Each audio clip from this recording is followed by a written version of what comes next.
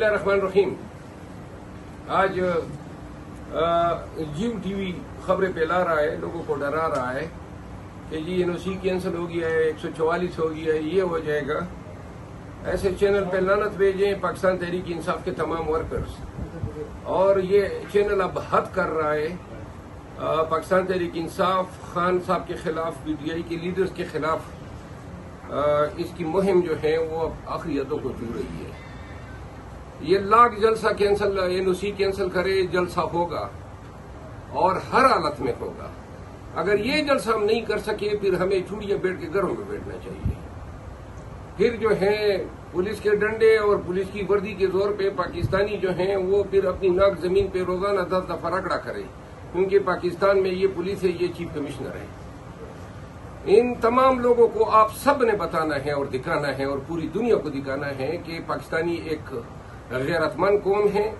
High court ने order किया हुआ है, कल हम जलसा भी करेंगे, रैली भी निकालेंगे। अगर इन्होंने हमें मारा पीटा या लाठियों का इस्तेमाल किया तो इनकी लाठियां इनसे छीने। कानून आपको हक देता है दिफा का। और हर हालत में जो है किसी किस्म के तशद्दुद हमने नहीं करना है, कोई चीज हमने नहीं तोड़नी है। सारी पाकिस्तान की अमलाक है, लेकिन तशद्दुद से अपने आप को बचाना है, अपने आप को डिफेंड करना है। और अगर ये तशद्दुद करते हैं, और मैं पुलिस से भी और तमाम इदारों से इस्तदा करता हूं कि ये PMLN ये हमें अपने बुनियादी इंसानी हक जो एहतजाज का आर्टिकल 16 कहते हैं, ये हमें इससे महरूम नहीं कर सकती है। आप भी इस मुल्क के शहरी हैं, मेहरबानी करें और पाकिस्तानियों को उनके हक के एहतराम आदमियत से महरूम न करें, लोगों पे कोई तशद्दुद न करें। अगर आप करेंगे आपको अल्लाह के यहां भी जवाब देना है। और अगर आपने कल वर्कर पे या लाठी का इस्तेमाल किया या गोली का इस्तेमाल किया तो याद रखें कि मुल्क जो है वो बांग्लादेश की तरह इंतशार से जो है हमकिनार होगा।